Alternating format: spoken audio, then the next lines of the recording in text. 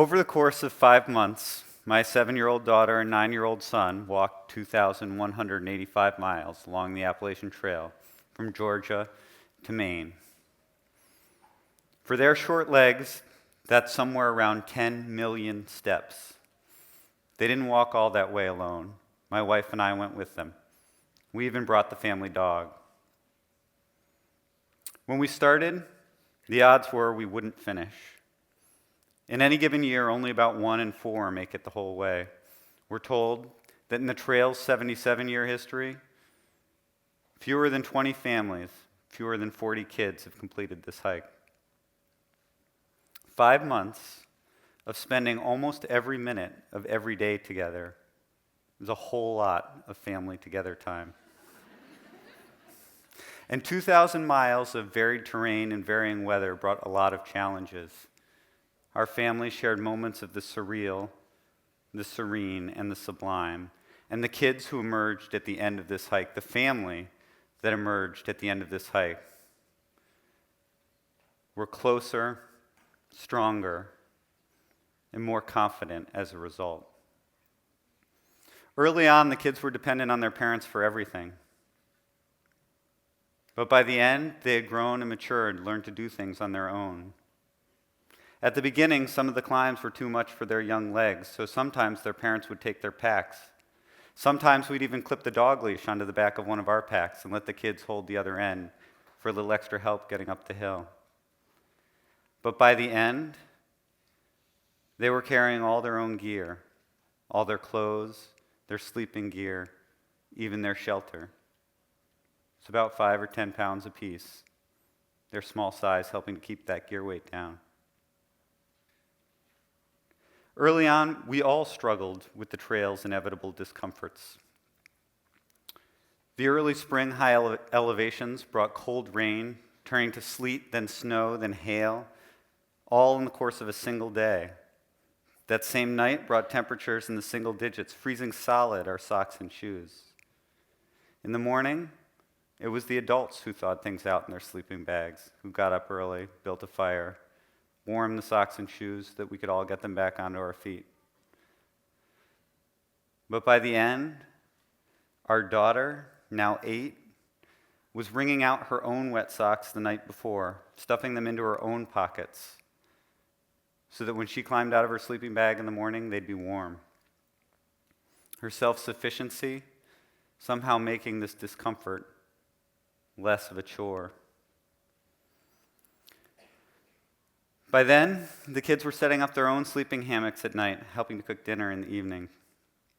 In the morning, they would break camp, pack their own packs. And they were doing miles and setting a pace that outstripped many of the adults on the trail. They were inspired to do this by the people they met and became friends with along the way. We watched as our kids interacted with these other adult hikers as peers, something that's uncommon in our age-stratified society. They'd walk up behind someone they'd never met, set out to learn everything they could about them in that uninhibited way that kids do. What's your name? Where are you from? Where'd you start today? Do you like hiking? What do you do when you're not hiking?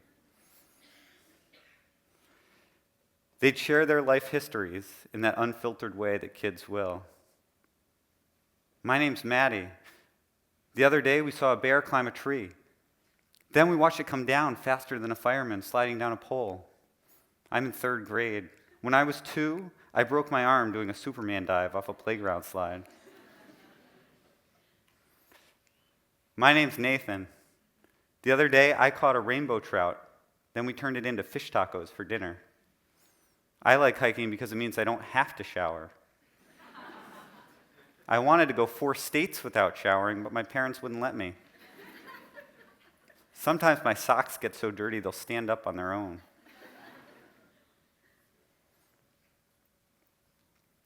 They'd share tidbits about their parents in the same unfiltered way. My dad was supposed to be at the bottom of that slide to catch me.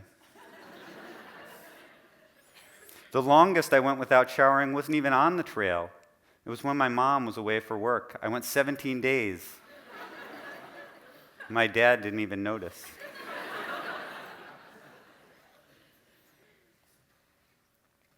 The kids would get the same candidness in return. They earned the respect and the friendship of these adult hikers, hiking the same trail, doing the same miles, setting the same pace. And their adult friends stretched them in a way that their parents alone never could. The kids' first 20-mile day wasn't their parents' idea. It was inspired by the investment banker turned long-haul truck driver who went by the trail name 12%. He told them they could do it on a long downhill out of the Smoky Mountains. But he didn't coddle them the next morning when they ran up to him excited to share their accomplishment. Instead, he ribbed them. "That's great, and no one will even mention that it was all downhill." Nathan looked back at him. "Well, then why did you just mention that?" But the kids were clearly pleased to be teased as peers. Even more so when 12% broke out a bag of Skittles and taught them to play Texas Hold'em. The kids cleaned them out. Their first 27-mile day wasn't their parents' idea either. It was inspired by the substitute teacher turned long-distance hiker who went by the trail name Wired. She was a sort of rock star on the trail, having already hiked the Pacific Crest Trail and the Continental Divide Trail. The Appalachian Trail was the last leg in her completion of hiking's Triple Crown. And after meeting her, the kids wouldn't accept her assertion that they probably wouldn't see her again because she was going to get up early, hike a long day. Instead, they kept watch throughout the night, waking up periodically to check on her. And when one of them noticed her stirring in the morning, they sounded an alarm. They both sprung into action. So when Wired was ready to go early that morning, there they were, their bags already packed, their breakfast in hand. And they stayed at her heels for all 27 miles, chattering away happily the whole time. Their first 30-mile day certainly wasn't their parents' idea. That was a goal they set all on their own, something they'd heard other hikers aspire to, something that few hikers, even through hikers, actually accomplish. And they didn't give up. Even when their friends stopped to hike a shorter day to go swimming at a waterfall, the kids pressed on.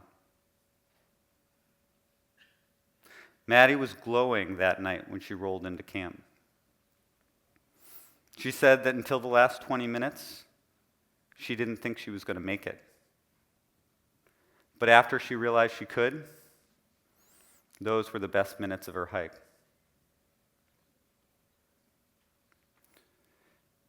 But our hike wasn't just about how many miles the kids could do, and for us as parents, it wasn't just about watching our kids grow as people. It was about getting to a place where everything stops. All distractions fall away. A place where we can focus on who we are and who we're with. A place where we can focus on the connections we have with each other and the beauty of the world around us. Early in the 20th century, the Appalachian Trail was just a dream, had by Benton Mackay and others. Many worked tirelessly to make that dream a reality.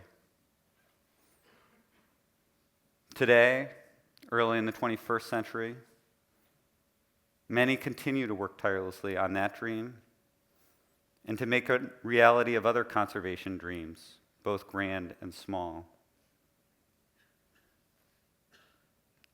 We must all work to save our wild places, just as we must all work to get out and enjoy them whenever and however we can. So, from our family to all of you, go find your wild places. Do something hard. Do something where you might fail. Make adventure a part of your life.